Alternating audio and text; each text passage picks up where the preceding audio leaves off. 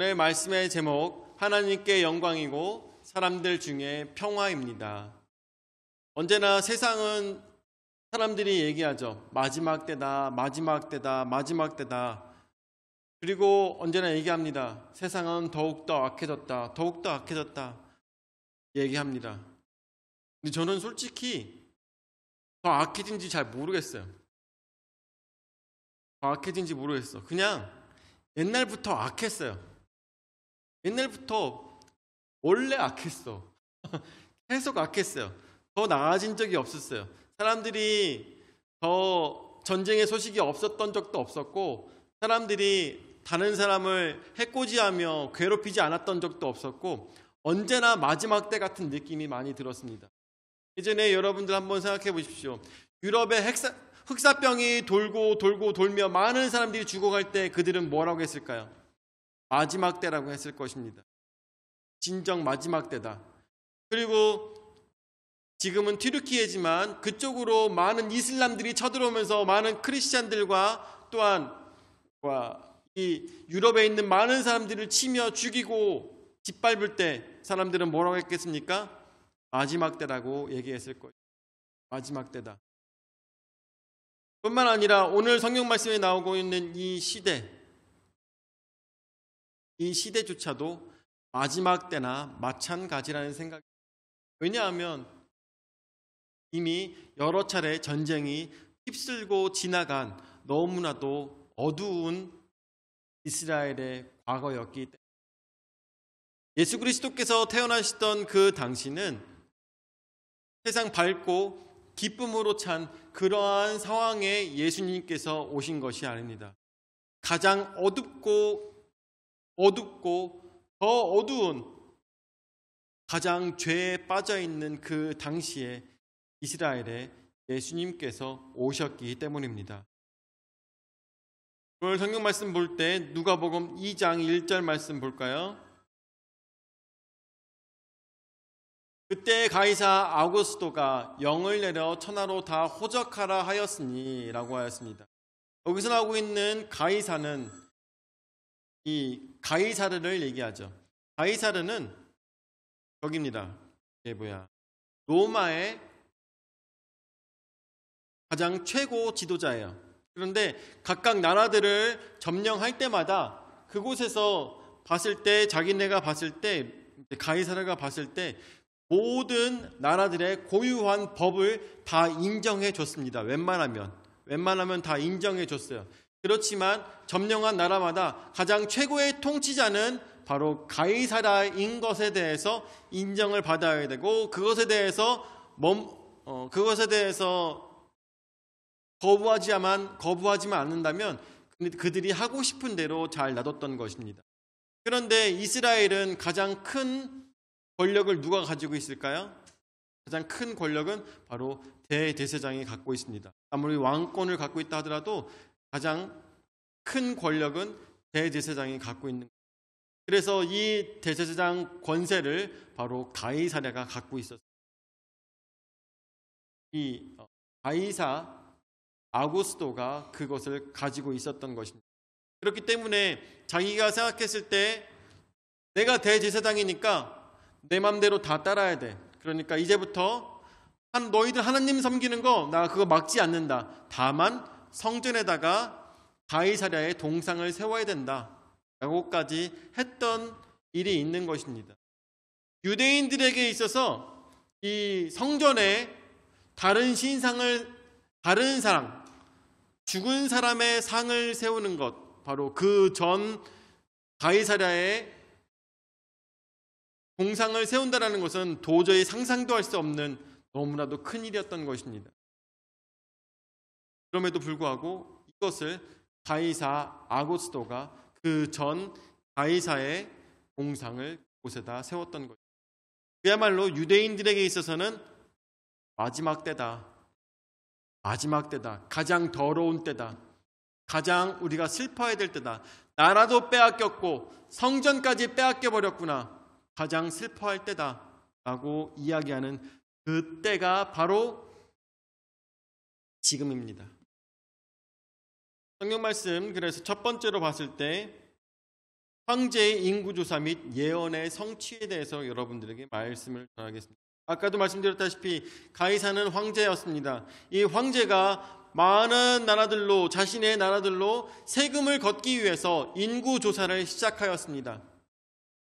그래서 각각 나라들마다 그 자치구가 있을 거 아니에요. 자치구에 돌아가가지고 거기서 자신의 이제 내가 어디 사람이고 어디서 지내고 있으며 이런 것들을, 그리고 우리 집에서 몇 명이 지내고 있으며 이런 인구조사를 황제의 명에 의해서 가서 이야기해야 되는 그러한 시기가 온 것입니다. 그래서 2절 말씀에 보니까 이 호적은 구레뇨가 수리아 총독이 되었을 때 처음 한 것이라 라고 했습니다.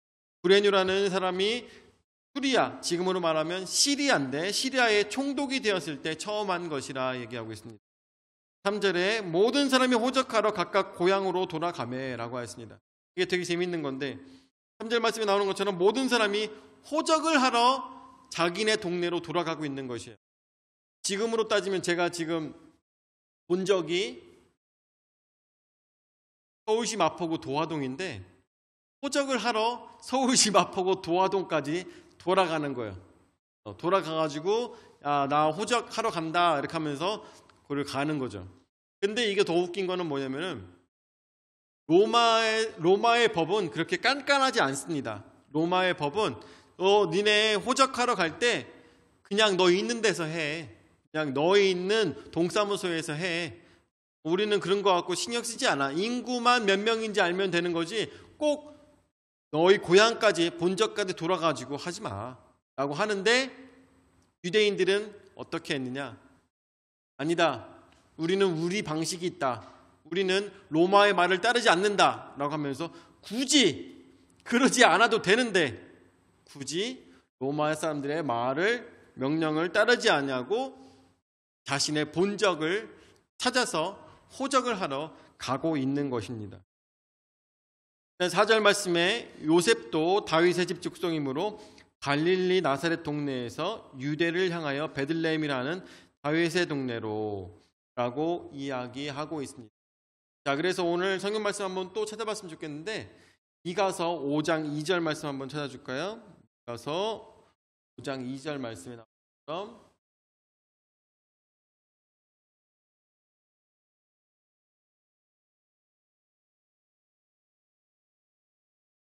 이가서 5장 2절 말씀 베들레헴 에브라다야 너는 유다 족속 중에 작을지라도 이스라엘을 다스릴 자가 내게서 내게로 나올 것이라 그의 근본은 상고에 영원에 있느니라. 아멘. 자, 오늘 이 에브라다는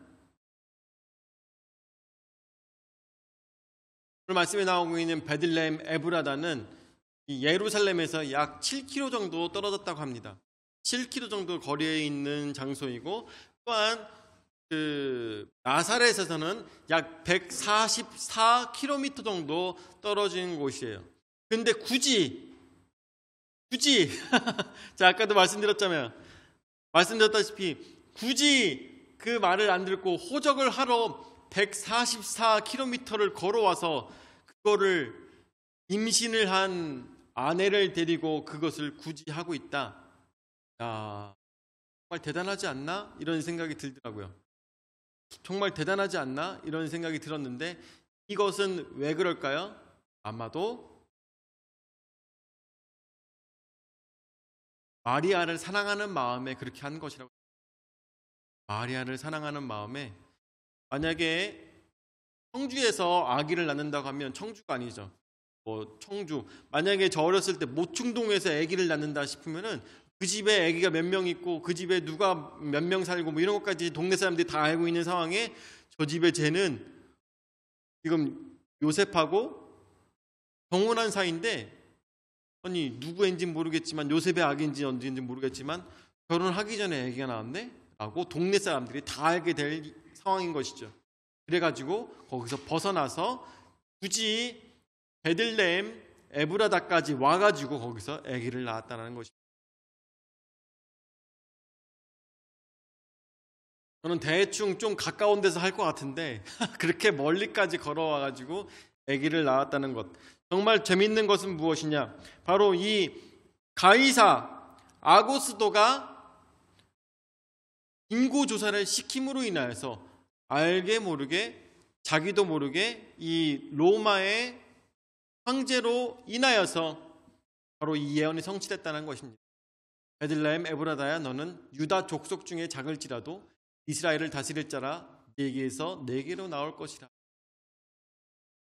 베들레헴 에브라다가 작은지 큰지 우리는 알 도리가 없습니다. 그런데 뭘 하고 있어요 지금? 인구 조사를 하고 있는 거예요.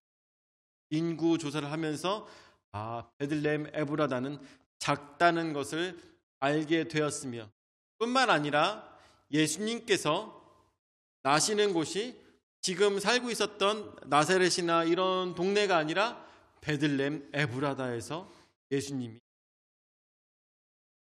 생각했을 때 이런 가이사를 사용하셔서 하나님의 약속의 말씀을 이루어 가시는 것을 생각하면 정말 신묘막측하다는 것을 우리가 생각해 볼 수가 있는 것이죠. 두 번째로 마리아의 잉태와 해산입니다. 5절 말씀에 보면 마리아의 잉태와 해산, 5절 말씀 볼까요? 그 약혼한 마리아와 함께 호적하러 올라가니 마리아가 이미 잉태하였더라 라고 하고 있습니다. 이 오랜 먼 길을 함께하며, 제가 아마 겨울이라고 공식적으로 얘기를 하고 있는데, 그 겨울에 혼인한 마리아와 함께 호적에 올리러 마리아와 함께 가고 있는데 이미 마리아는 아기를 가지고 있는 상태였습니다. 그리고 이미 여러분들 아시다시피 3개월이 지난 상황인 것이죠. 점점점 배가 불러오고 있는 상황에 이런 이제 도착했을 때 아기를 낳은 것을 보면 약 그 먼 길이었기 때문에 약간 그 길을 가는데 못해도 3개월 정도는 걸리지 않았을까. 자, 그런 생각은 듭니다. 엘리사벳을 만나고 난 다음에 한참 있다가 이동을 하면서 약 한 10개월 정도 이동하면서 이 아기를 데려간 것은 아닐까. 그러다가 한 마국간에서 아기를 낳게 된 거죠. 6절 말씀에 거기 있을 때 해산할 날이 차서 더 이상 갈 수가 없습니다. 드디어 이제 아기가 나오고 있어요. 어떻게 할 도리가 없습니다. 자, 7절 말씀에 첫 아들을 낳아 강보로 싸서 구유에 누였으니 이는 여관에 있을 곳이 없음이러라 라고 했습니다. 그 당시에 구유는 말이 밥을 먹을 때 쓰는 것이었는데 아기를 누이기에 가장 좋은 것이었다고 합니다. 그렇기 때문에 여관 주인이 방이 없어서 저들에게 동물들과 함께 지내게 하였지만 정말 너무나 하찮게 여겨서 그곳을 준 것이 아니라 줄 수 있는 게 그거밖에 없어서 여관 주인이 최선을 다해서 준 것이 바로 강보와 구유였다는 것을 우리가 생각해 봐야 되는 것이죠. 그래서 거기서 아들을 낳았습니다. 8절 말씀에 그 지역의 목자들이 밤에 밖에서 자기 양떼를 지키더니 라고 하고 있습니다. 자, 세 번째로 그리스도에 대한 이야기가 나옵니다. 8절 말씀 다시 보죠. 8절 말씀에 그 지역의 목자들이 밤에 밖에서 자기 양떼를 지키더니, 9절에 주의 사자가 곁에 서고 주의 영광이 그들을 두루 비추매 크게 무서워하는지라 라고 하였습니다. 여러분들에게 여러 번 말씀을 드렸지만 제가 복음서 중에 가장 좋아하는 복음서는 누가복음이라고 했습니다. 왜냐하면 누가복음은 여자와 어린이와 또한 이방인들과 사회에 도태되고 힘든 사람들을 위하여서 쓴 복음서라고 했습니다. 그렇기 때문에 다른 복음서들보다 가장 쉬우며, 뿐만 아니라 이 복음서에는 다른 복음서에 담고 있지 않는 내용이 상당히 많이 있어요. 그런데 여기 나오는 것처럼 누가 누구를 만납니까? 목자들이 거기서 주의 사자를 만나게 됩니다. 이것은 이 누가복음의 고유한 내용이에요. 다른 곳에는 나오지 않고 있는 내용입니다. 거기서 목자들이 천사를 만나게 되고 주의 영광이 그들을 두루 비침에 크게 무서워하는지라 라고 하였습니다. 그 간밤에 예수님께서 태어나시는 그 간밤에 목자들은 양떼와 함께 그 추운 겨울날에 밖에서 양들과 함께 자고 있었습니다. 양들이 다른 도둑이나 아니면 다른 승냥이나 이런 것들에게 잡아먹히지 않게 하기 위해서 이스라엘에는 사자도 있고 뭐 여러 가지 동물들도 있으니까 그런 동물들한테 먹히지 않게 하기 위해서 같이 그곳에서 지키며 추위에 떨며 자고 있는 그 사람들에게 주의 사자가 나타난 것입니다. 예수님께서 태어나실 때 왕궁에 예수님께서 태어나신 것도 아니고 왕궁에 예수님의 나심을 알리는 것도 아니었습니다. 누구에게 이 사실을 알렸어요? 천사가 사회 이스라엘의 가장 밑바닥에 가장 소외받는 사람들, 목자들에게 예수 그리스도의 나심을 알렸습니다. 여러분들 한번 생각해 보세요. 우리도 생각했을 때 밖에서 불황자들, 거지들이 와가지고 왕이 나셨습니다 라고 얘기하면 믿을까요? 안 믿을까요?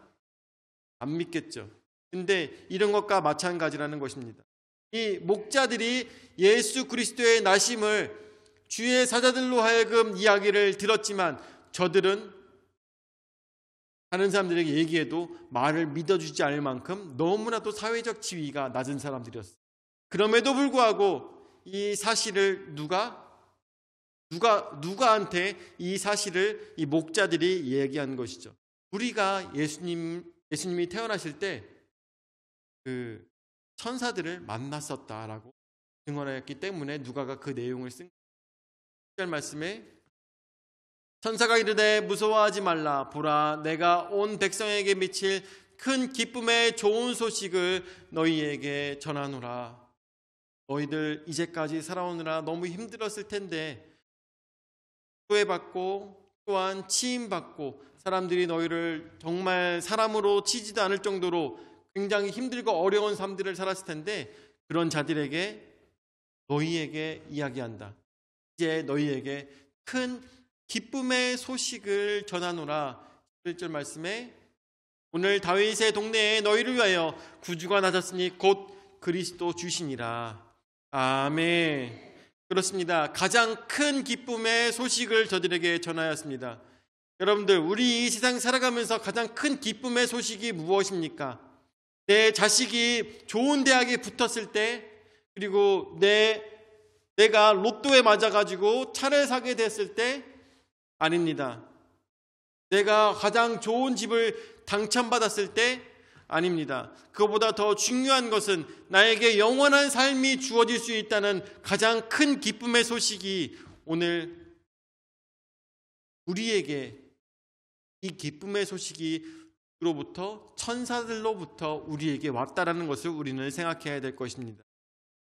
여기 지금 나오고 있는 성경 말씀에 나오고 있는 목자들, 여러분들 목자들이 무엇을 상징할까요?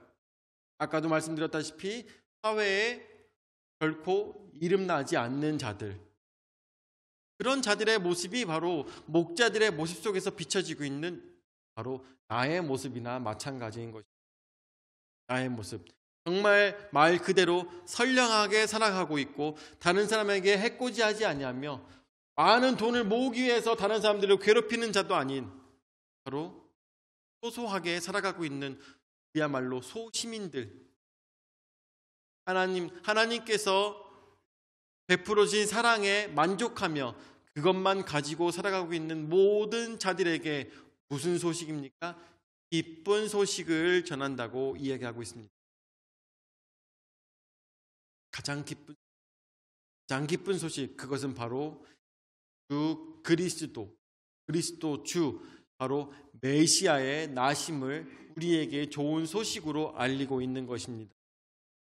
우리 이 세상에 살아가는 동안에 여러 가지 기쁜 소식이 있겠지만 가장 큰 기쁜 소식은 예수 그리스도가 나의 삶에 들어오셨다는 것입니다.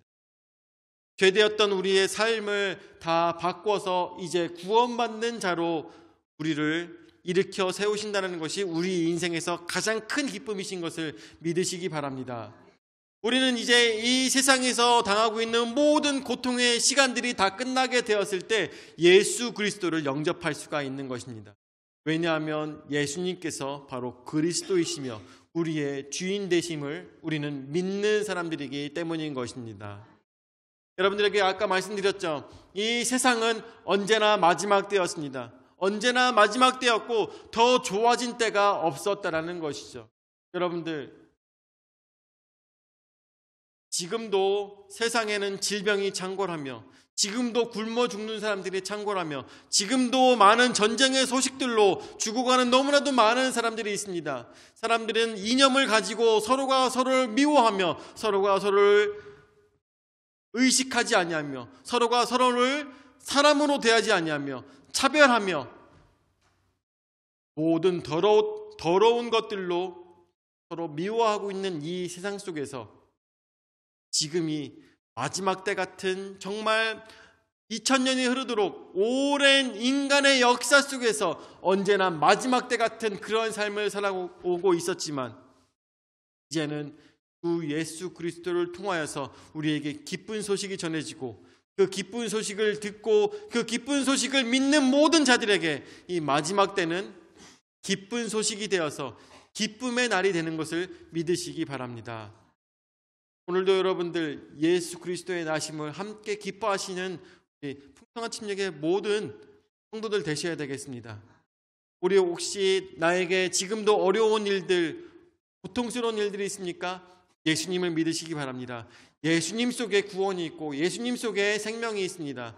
오늘도 이 예수 그리스도의 나심을 기뻐하며 즐거워하는 모든 사람들에게 천사의 그 기쁜 소식이 모두를 구원하시기를 예수 이름으로 축원을 드립니다. 아멘. 살아락 사시는 주님 은하 사랑 감사드립니다. 오늘 성탄의 기쁨을 함께 나누며 주님 앞에 영광 올려드릴 수 있는 복된 시간 될 수 있도록 인도하여 주심을 감사를 드립니다. 언제나 마지막 때와 같았던 이 세상 속에 한 줄기 빛으로 가장 어두운 곳에 예수 그리스도께서 우리에게 오셨습니다. 그분은 가장 낮은 곳에서 낮은 자들에게 먼저 그 소식을 전할 만큼 우리들을 돌보시고 우리들을 긍휼히 여기시는 분이셨습니다. 오늘도 그 기쁜 소식을 가지고 많은 사람들과 나눌 때 하나님께 영광 올려드리며 기쁨의 시간들 될 수 있도록 주여 역사하여 주시옵소서.